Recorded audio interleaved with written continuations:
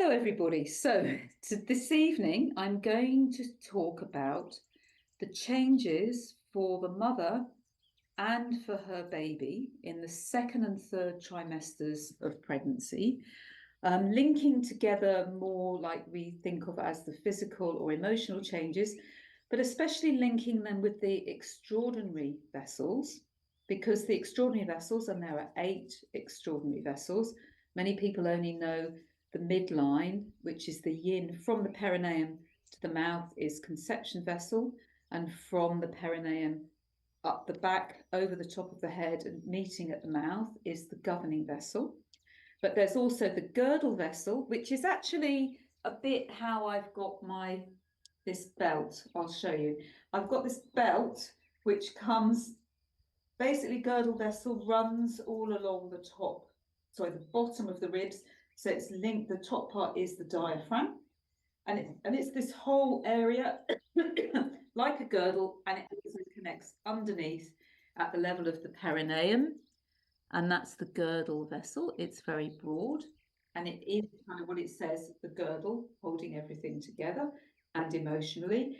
And then we have the penetrating vessel, which runs along the kidney meridian, each side of the center, but fans out across the breasts, then comes through the throat and joins up with governing and conception at the mouth. It actually goes around the mouth, but it also has an important branch down into the legs, anchoring us. It's the first movement from the center out. They're what I call the core 4 vessels. But we also have, and they're very dominant. So talking about the baby in the womb, it's really these 4 vessels that are very important. And because the baby, when we talk about the baby in the womb, we're thinking about the baby, but also from that fertilized egg, we also create our support structures, our placenta, our umbilical cord, and then the amniotic sac, which surrounds us. So when we're talking about the baby, we can't really separate off the placenta. The baby isn't separated from the placenta. It's joined at the navel. So the navel, conception vessel 8, is a very important point for the conception vessel, but it's also important for the girdle vessel. And it's also important for the penetrating vessel, which is each side. And then at the back, the Ming Men point is quite connected with the navel as well. So girdle vessel, we could say that in the womb, the baby organizes around its girdle vessel. It receives all of its nourishment. Well, girdle vessel, conception vessel, you can't separate out penetrating or governing. But this is really the center for the baby. It's receiving its nourishment in the form of blood.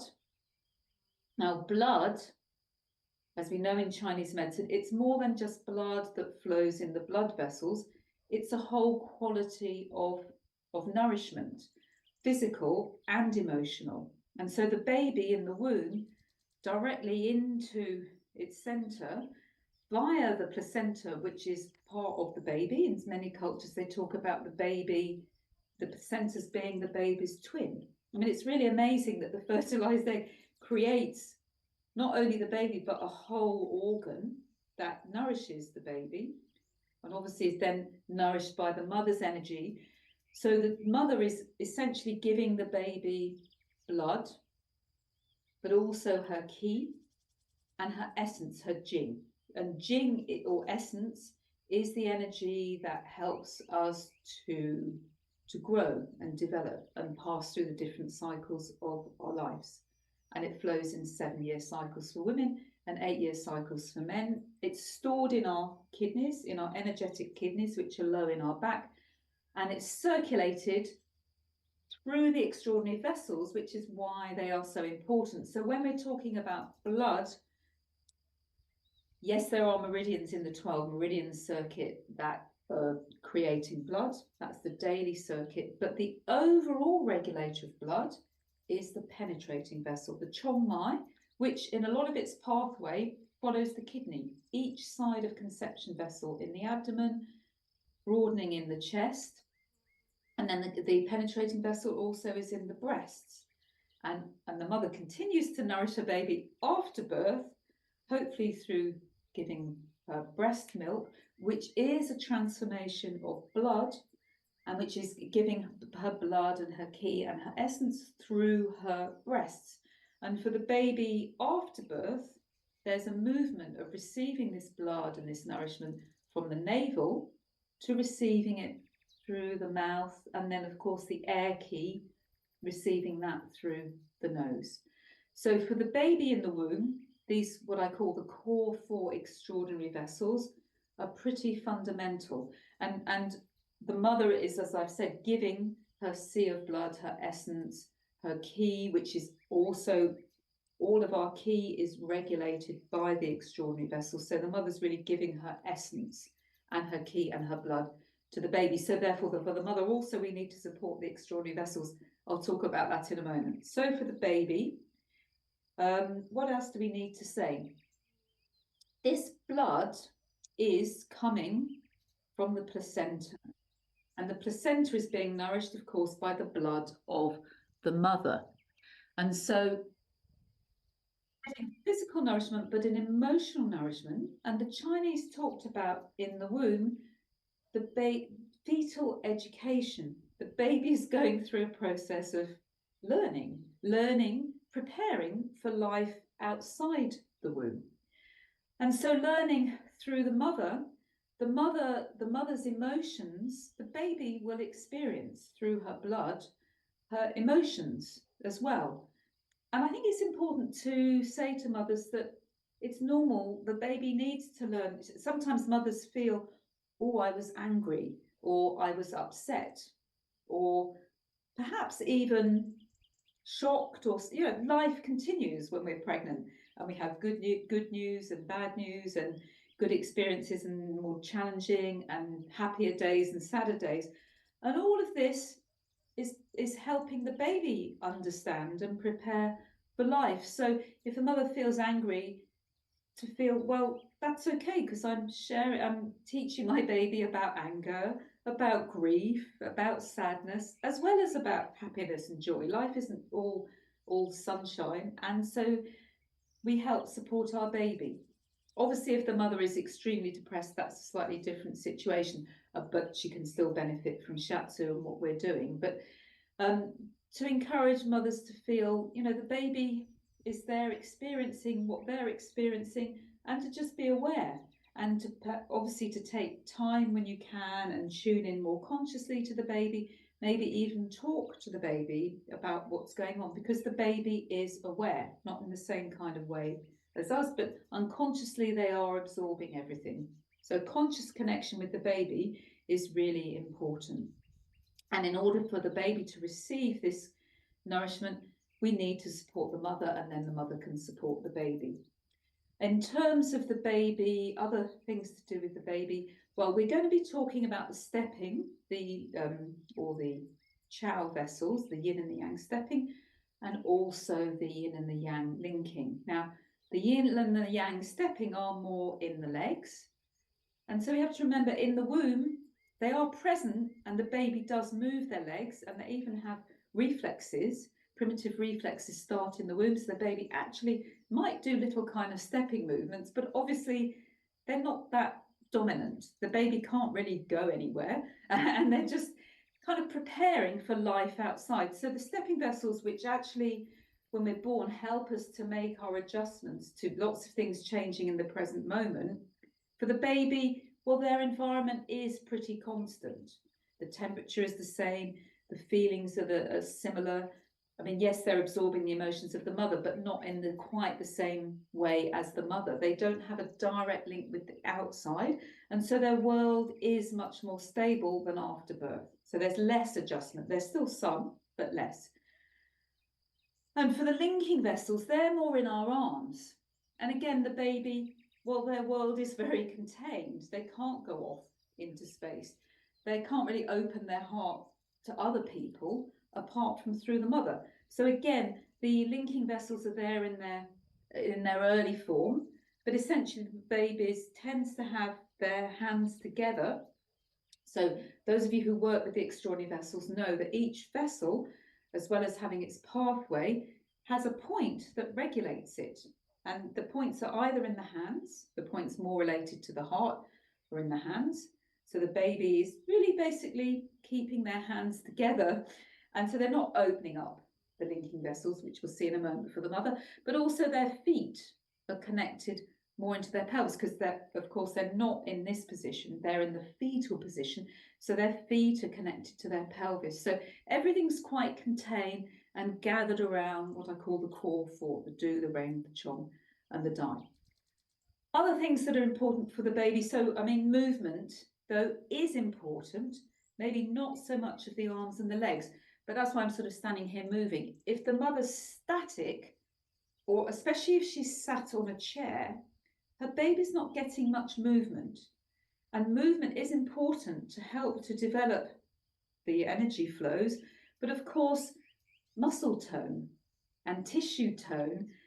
And that's going to be helpful for not just life outside the womb, but helping the baby be born. They need a certain amount of muscle tone. So it's important the mother is moving, and in traditional cultures, the mother would be moving. And then as the mother's moving, the baby's also receiving stimulation, and then they're having to adjust their position. So yes, the chow or the stepping vessels are working, but they're also practicing the little movements, ready for strengthening them after birth. And they can only really do this if the mother's is fairly active. And today a lot of women are more sat at chairs and not so active. So we'll come to that for the mother. I'm just trying to think other things for the baby. The first sense they develop from 7 weeks in the womb is touch. So even before the mother's consciously aware of her baby and can feel the baby move, which isn't really till the second trimester, but the baby can feel the mother's touch. So as she moves, then the baby's getting touch in different parts of their body. And so that's quite important for the baby. In the first trimester, the mother can't physically touch the baby, but in the second and third trimesters, which is more what we're focusing on today, the mother can physically touch her baby, and then the baby is aware of the mother touching them. So touch is one of the most important ways that a mother can communicate with her baby, and that's why massage and shiatsu are so powerful, because by helping the mother realize the importance of touch, but also during our sessions that either we touch the baby directly ourselves or through the mother's hands, that we're including touch for the baby as part of the session. But we're also including movement. So we want to have lots of stretches and changes of positions for the mother during a massage or a shiatsu, help the baby with their movement as well. The other thing is sound. So we're going to do some exercises with sound, but the baby, their first experience of sound before their hearing develops, which isn't really till the end of the second trimester, but they feel sound through vibration and therefore through touch. They don't make out the sound so much, but that there are changes in the vibrations, and the vibrations they experience as touch. Sight, of course, isn't particularly important in the womb, and even when babies are born, they don't see very far. So touch and sound and movement, changes of position, proprioception, balance, equilibrium, all of these are important, and that forms part of fetal education for me as well. So that's why shiatsu movement is also important. I think that's probably enough. There's more things I could say about the baby, but that's probably enough for now. So then with the mother, so I'm now going to take my cushion and have a baby. This would be probably more toward the end of the third, well, the end of pregnancy. When the baby, at the end of the first trimester, the top of the womb is only at the level of the mother's pubic bone. So I just get my pelvis. So that's why the mother can't feel the baby so much. But afterwards, with her hands, she can feel the baby, and from 12 weeks, when it's on the pubic bone, about 36 weeks, it's right up against the ribs. Depending on the size of the woman, it might be slightly earlier or later, but that baby squashing up a mother's ribs can really affect her breathing. So breathing is quite fundamental to encourage and we'll do some work with the breathing, because often women, their breath can be quite blocked in the ribs and isn't really getting down to the baby. So we want to encourage that. But as well as the baby getting, sorry, towards the last few weeks, the baby starts to descend in the pelvis. So there's a lot more weight down in the perineum. So this is, of course, all the areas of the girdle vessel. And because of this weight coming forward, often the mother hyperextends her knees to try and get some stability, and then really hollows, you can't see so much on here, but there's often quite a hollowing of the lower back around the very important point, governing vessel 4, Ming Men, gate of life. And that's considered by the ancient Chinese the origin of all our energy.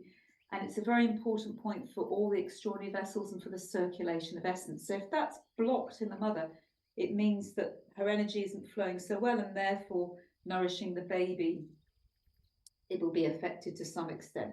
But she may also have backache. So you can really see how girdle vessel can be under quite a lot of strain. It needs to work quite hard. So we'll need to do some work to try and engage these energies more correctly, because the girdle vessel, if it's blocked in the lower back, we've already talked about the kidney energy being blocked and the flow of essence, but it can often be quite tight in the side, especially in the piriformis muscle, in the gallbladder area. It's often quite blocked. And then also down the back of the legs, which have often gone into hyperextension and hyper external rotation, too much external rotation. Everything's quite blocked in the yang parts of the legs, and therefore the yang parts of the girdle vessel. And the front part, the yin, conception vessel, kidney penetrating vessel,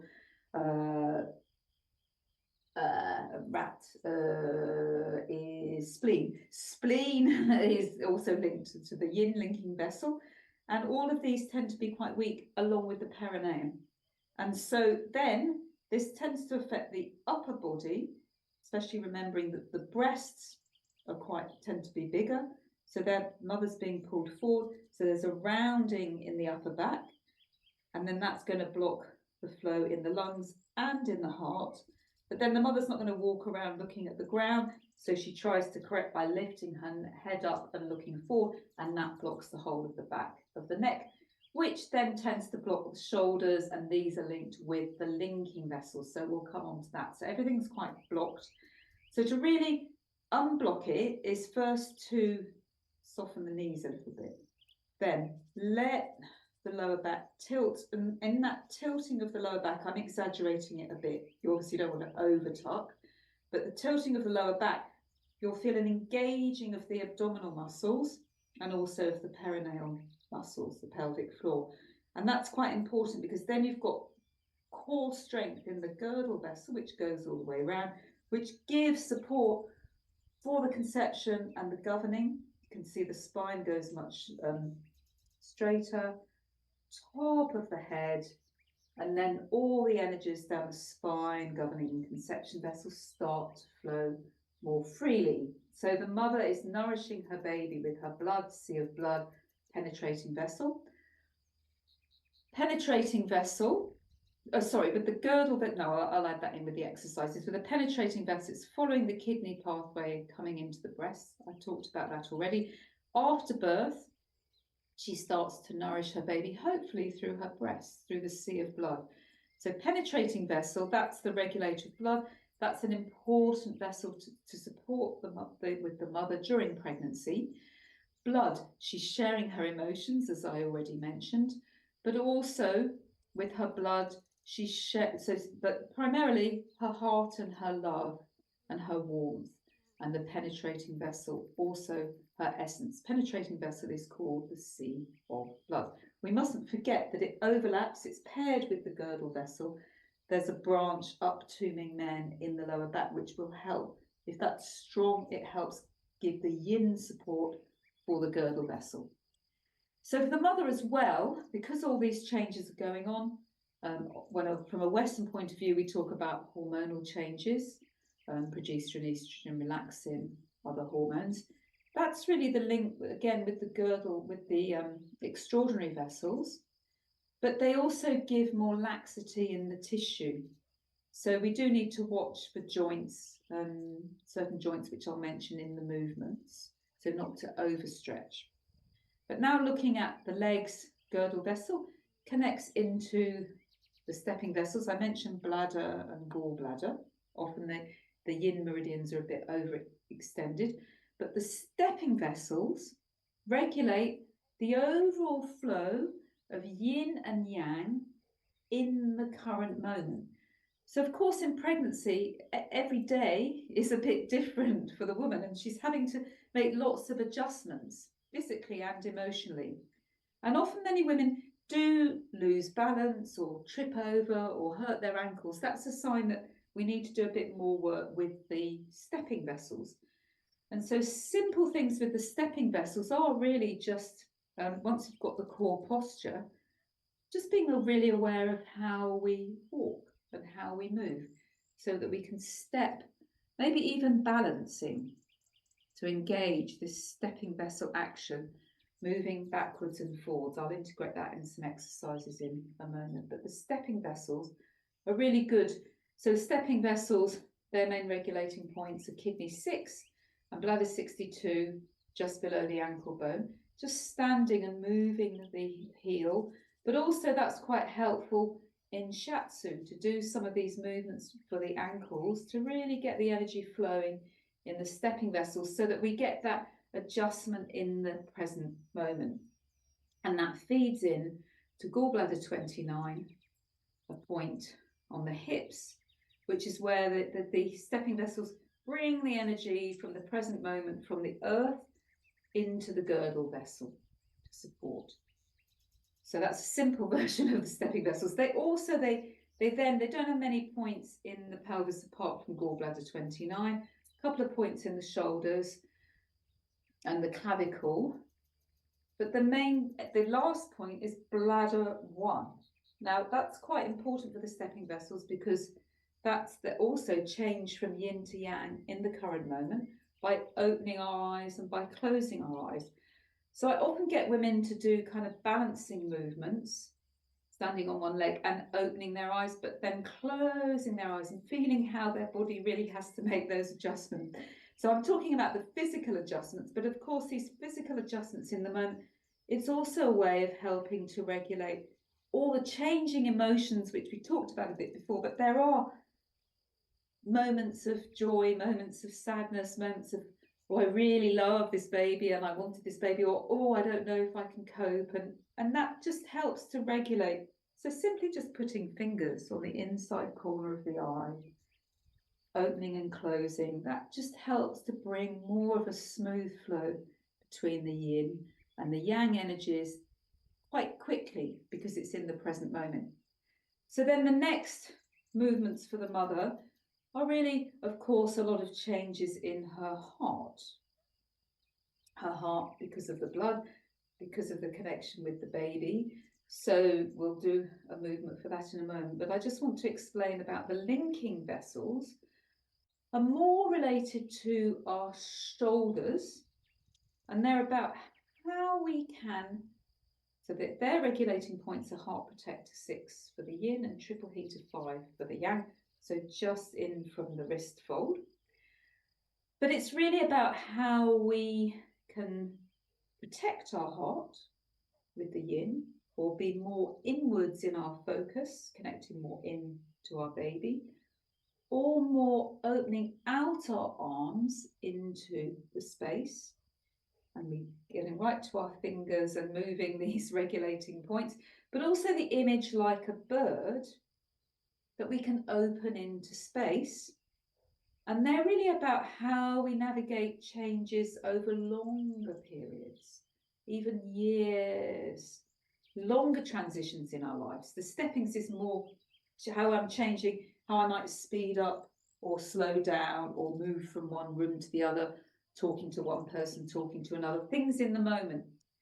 The linking are slower changes in relationships, changes in where we live, changes in work. and life cycle changes as well.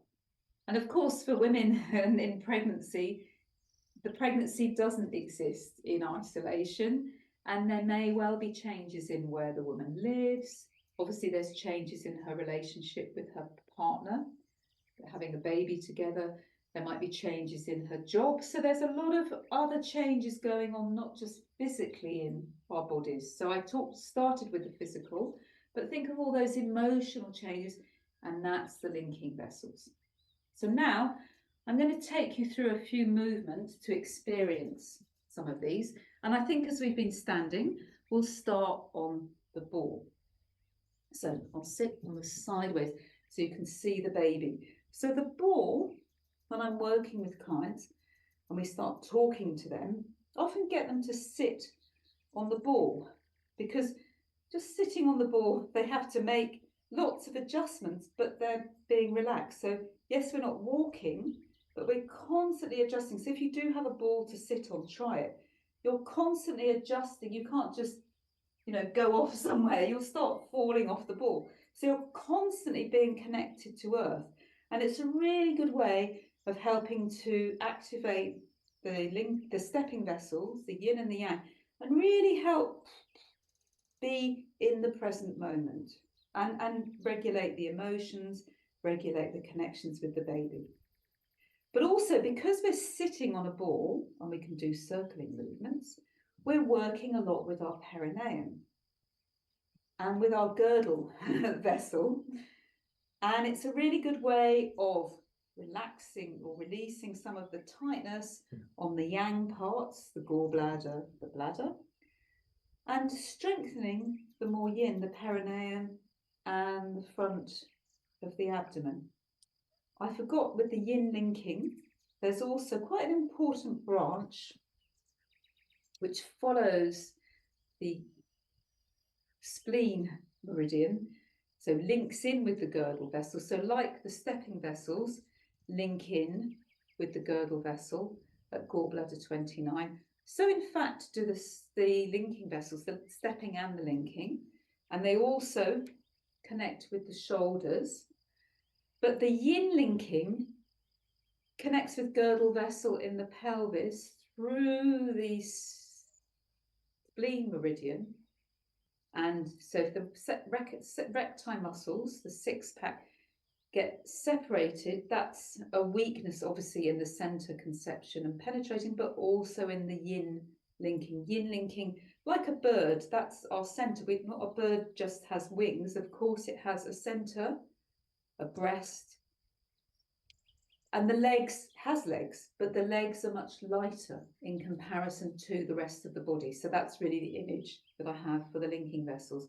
So sitting on the ball, we're helping to work the girdle vessel, which then gives strength to the vessels that pass through it, the conception and the governing, also the penetrating. And if there's strength in the center, then we can open up our arms. So as we go into our arms, we can just start to feel some movements of rotation of the shoulders. So I'm doing this as an exercise, but also I want you to think about, if you are a shiatsu practitioner or massage therapist, how you might integrate this into your work with pregnant clients, because it's actually quite important to do some nice stretching of the ankles and the legs and mobilizations of the legs, but also of the shoulders. They often get quite tight.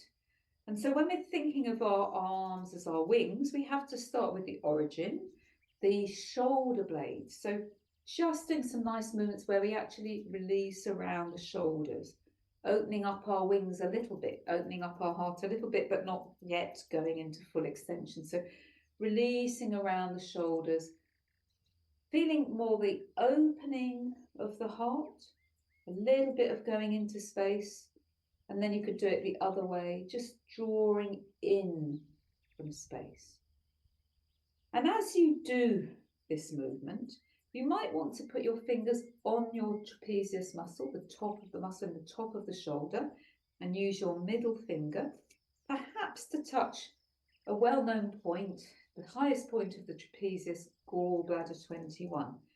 Now, often people are a bit wary of including this point in pregnancy because of its strong downward action, which may be too much, especially in early pregnancy, but especially if there's weakness in the pelvis.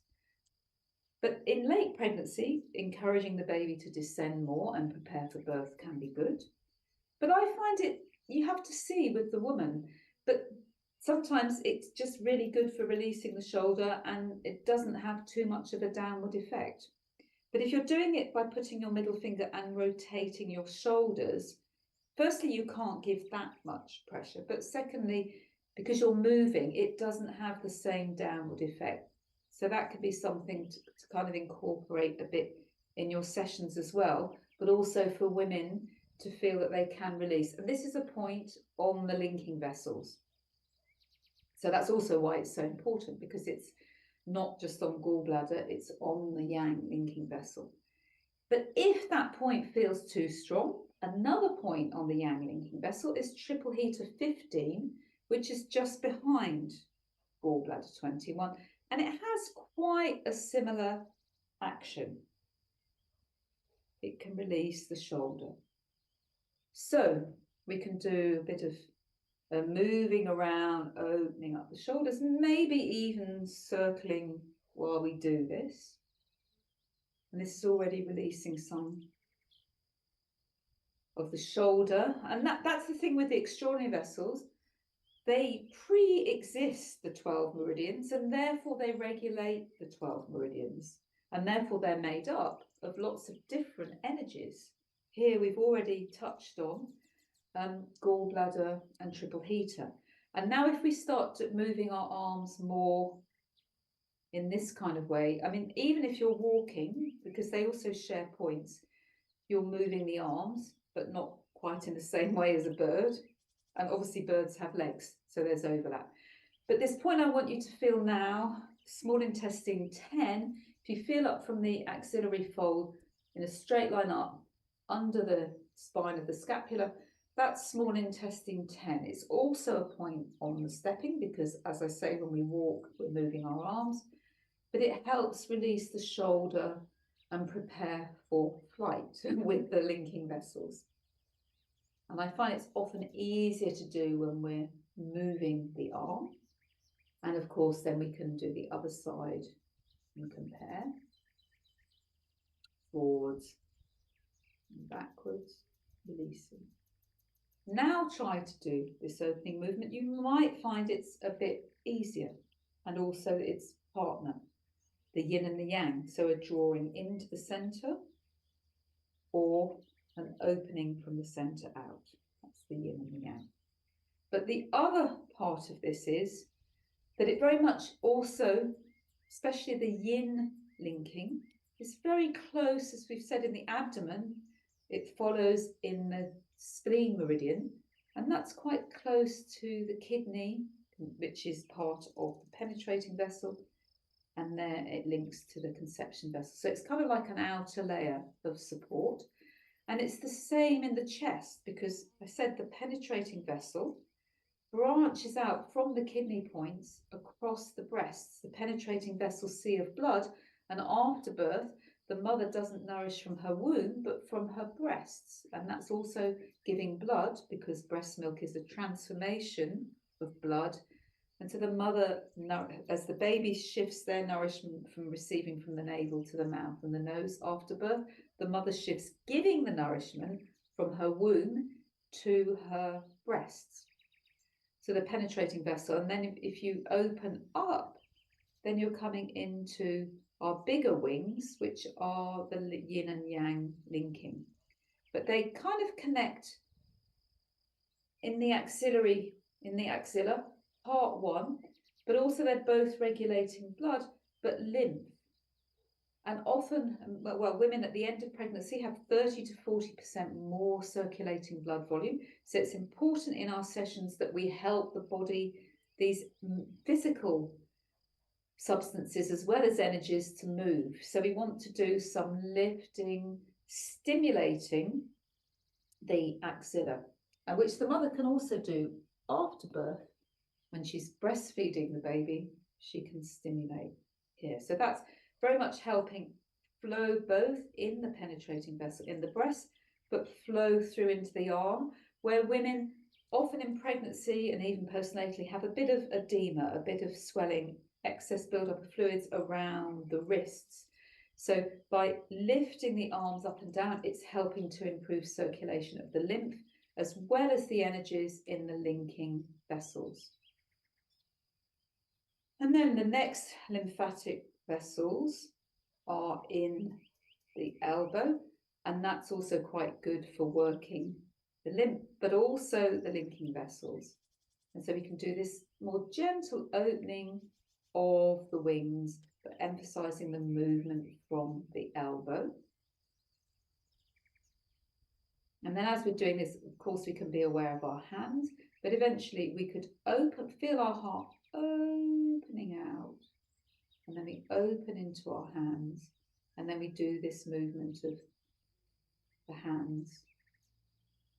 We can do both at the same time. It's very good for massage therapists and shiatsu practitioners to really focus on the joints of the hands and opening up, but also for women, and to do this while still keeping the shoulders relaxed. So not to tense the shoulders, but relax the shoulders, relaxing the shoulders and feeling this movement coming out of opening our heart and then drawing back in, so that we as the mother are able to open and receive support from others, remembering that we don't exist in isolation. I've talked a lot about the mother, but all her support people, her family, her friends, her partner, as well as her partner, opening up so that they can support her, so she can support her baby. And that's really the linking vessels, this fluidity and lightness in the upper body, opening the heart, opening the arms, maybe even not so much when we're sitting, but you can spiral around. In other sessions I've done more spiraling kind of movements. So then we can come back, and another important thing, well, really the fundamental, is to be aware of the movement of breath. So I get mothers to do this by really feeling the base of the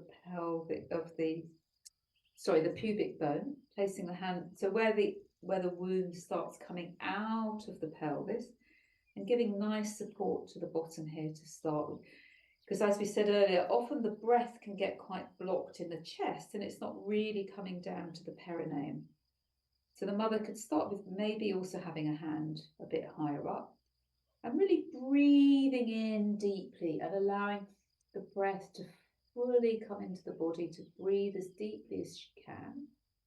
And then as she breathes out, to feel that drawing in, so the contraction of both the abdominal muscles, but also the pelvic floor. So with the in-breath, the lengthening of the abdominal muscles and of the pelvic floor. So in a way, even though we're breathing in, there's a relaxation in the muscle tissue. And as we breathe out, there's a tightening in the muscle tissue around the abdomen and the pelvic floor.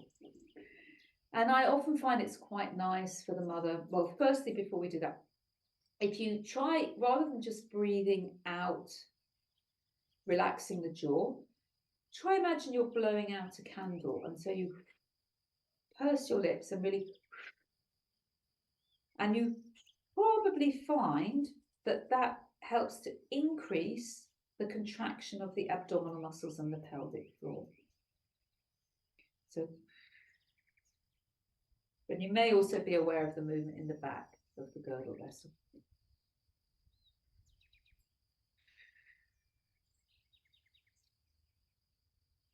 So once you've got the basic mechanics of the breath, I often find it's nice to get women to maybe close their eyes, so go more into the yin stepping vessel.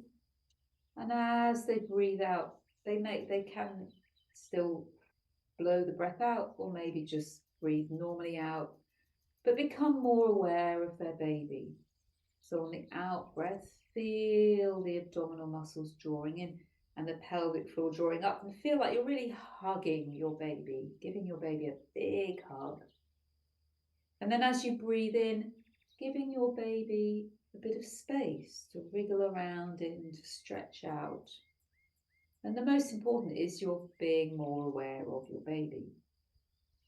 And once you've got this basic breath movement going, you can put a hand on your heart and feel the connection of the warmth and the love of the heart, and of course the blood and nourishment going to your baby. And so touch, as we said, touch is the most fundamental sense of the baby. It's the earliest to develop. And so placing a hand and feeling changes in pressure really help the baby to enhance the connection with the baby, and the baby becomes more aware of the mother. Breathing in and breathing out. Sound, I can't remember if I mentioned sound, but sound develops later, towards the end of the second trimester. But even before, well, the sense of hearing, even before the ears are developed as much, the baby is aware of sound through vibration, essentially through touch and through its sense of space. So if the mother makes a sound, so I often encourage women to make a lovely sound using three mantra sounds of pa, pa, baba. Baba is a sound for baby. In many cultures, bébé, bébé, en français, baby, baba. Often baby has those kind of sounds. And then papa, papa, in many cultures, papi, papa, papa. And then ma, mother. So we'll just do a little chant that I love for connecting the mother with her baby, and also it could be the father or siblings. So we'll just do it once and then feel the vibration. You can maybe have your eyes closed, and it goes ba ba pa pa ma, ba ba pa pa ma, ba ba pa pa ma, ba ba pa pa ma.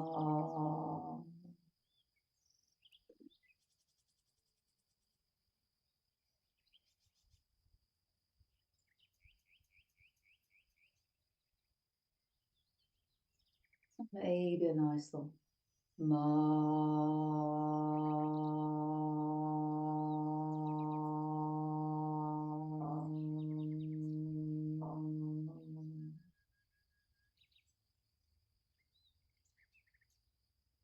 Being aware of how the baby responds, and just taking a moment to really just feel the sound and the movement of breath.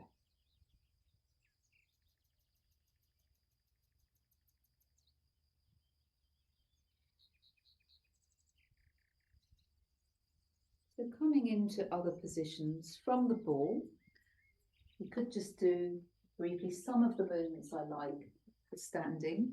And one is simply just marching, walking. I mentioned that a little bit earlier. Walking forward, so this is really helping adjust in the present moment. Walking backwards is also quite good, a more yin walking action. But also walking and turning and changing direction. This all bringing awareness to one of our most simple actions is walking, but bringing awareness to it, being aware of the speed, the different changes that are happening in our body. Maybe walking with our eyes closed, going both forward, but also backwards with our eyes closed. And another thing is also to just pause. So when we're walking, really placing the heel where the regulating points are first, but then you could pause and stand, maybe even, so if you have our baby, I have to adjust slightly, just bringing the heel up and down like we did with the hands for the linking vessels. Do the same with the heel. And because we're standing, we're having to constantly adjust. And you could even close your eyes. So you're having to adjust even more. I'm standing on a futon, so it's quite hard. But that's quite good. We don't want pregnant mothers to fall too much, but just to do these little adjustments. Because actually, quite often pregnant women do fall and strain their ankles because it's like the stepping, the chow vessels become a bit fatigued. So it's good to take a bit of time and to more consciously work these vessels, but also in our treatments that we make sure that we take a bit of time to really stimulate kidney 6, bladder 62, and to do this stepping movement, and also maybe to lift the leg and mobilize the knee joint. It's also good for lymph flow, and also mobilize the hip joint. Movement is quite important as part of a session in pregnancy, especially second and third trimester. So that's the stepping. But also being aware of this movement of the arm, maybe getting women even to just march, and they might want to run so much, but just be aware of different rhythms, walking very slowly, which we did, and even pausing, but walking a bit quicker and really being aware more consciously of how we're constantly adapting and relaxing the arms, and again opening or closing the eyes while you do that. Stepping, and then working the stepping to come into the pelvis and the girdle vessel, just rotating on the heel. Sometimes the stepping vessels are called the heel or the ankle vessels, engaging the girdle vessel and relaxing your arms. And that's stepping and girdle. And again, we have to remember that movement for the mother is movement for the baby.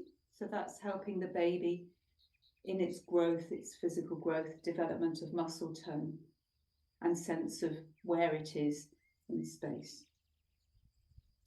And then the linking vessels are more about doing all these kind of flying movements and stretching up. And of course, that can help with breathing a lot, can't it? Really opening up the ribs. So it helps to open up the girdle vessel.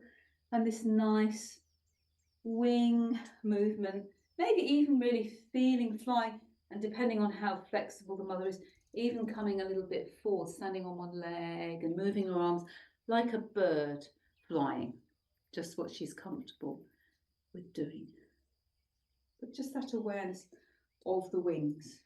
And then while we're doing standing, I often get women to maybe start sinking down a little bit into a semi-squatting position, into a standing squat, as long as it's comfortable on the perineum. So weakness in the perineum, which is do, my, ren, my, chong, my, dai, my, the core 4 vessels which all pass through here.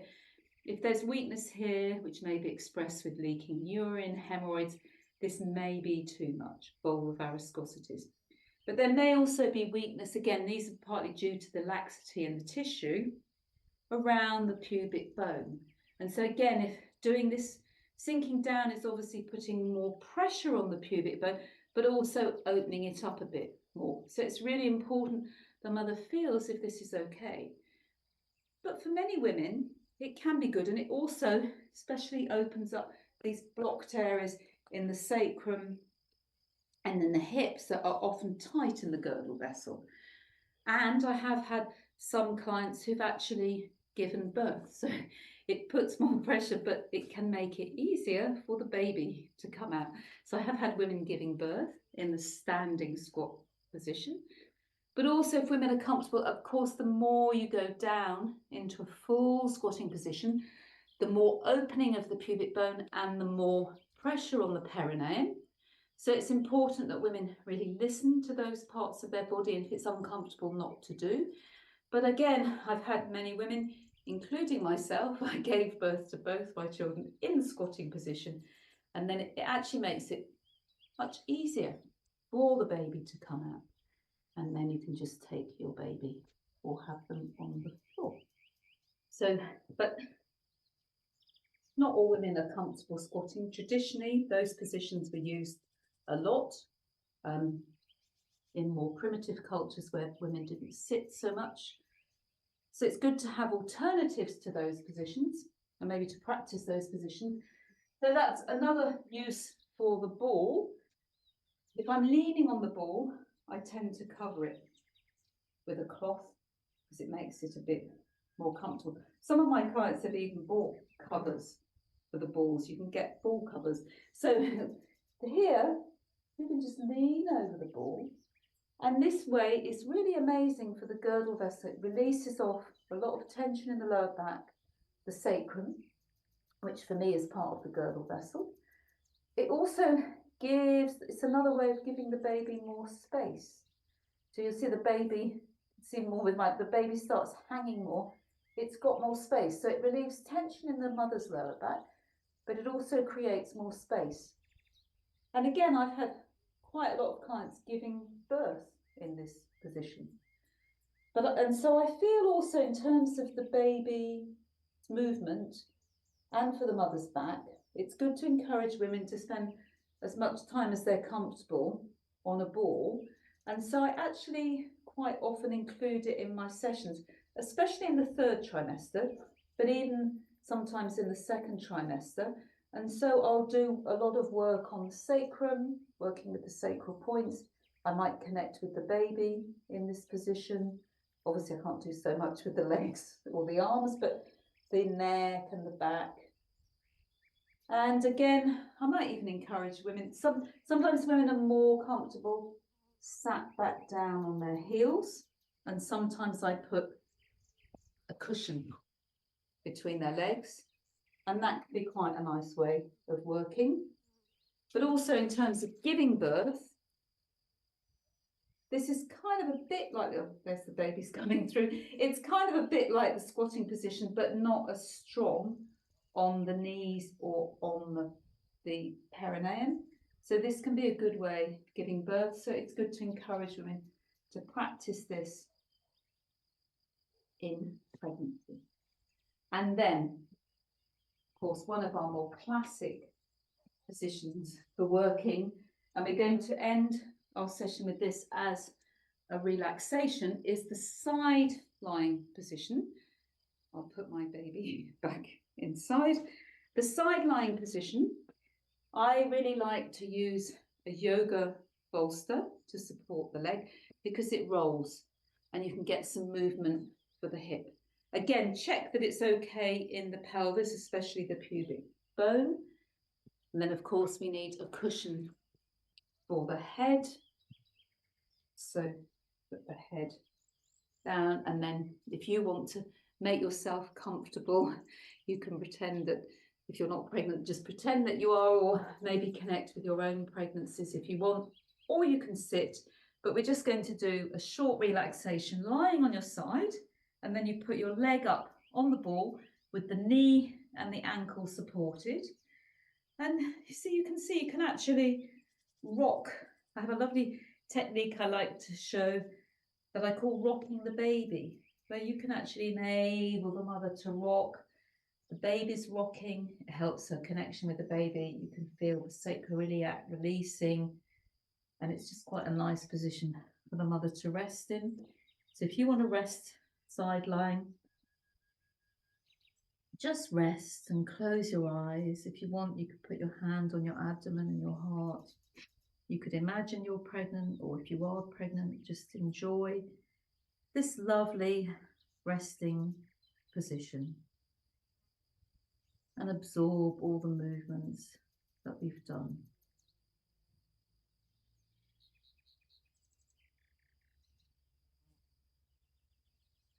So you can rest as long as you want to. If you're watching the replay, you can pause the video. And that's another important thing we mustn't forget in pregnancy, that our bodies are working so hard and giving so much energy to the baby that yes, we need to move and encourage our baby because we're encouraging our baby to move as well. But we also need to rest. It's that balance between yin and yang. And if we feel tired, ideally to be able to surrender to our body and just get as much rest as we need. And I know that's not always possible for everybody exactly when they want, but that remember when you can, make sure you get plenty of rest, because it will help prepare you for birth, but also postnatally. You're going to need all the energy you need to be really able to be present, to adapt, and to continue to give your energy to your baby in some ways for the rest of your life. So rest deeply, being aware of your breath, coming deeply into your perineum. You may even want to place your tongue on the roof of your mouth to connect up with your brain and with space.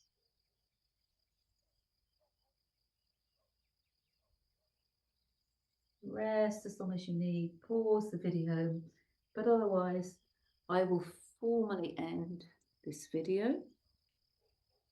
And thank you for being here with me and baby and placenta. And if you're live, we have a moment for questions. And if you're watching the replay, please pose any questions in the space below and I will answer them as best as I can. So thank you for sharing this space.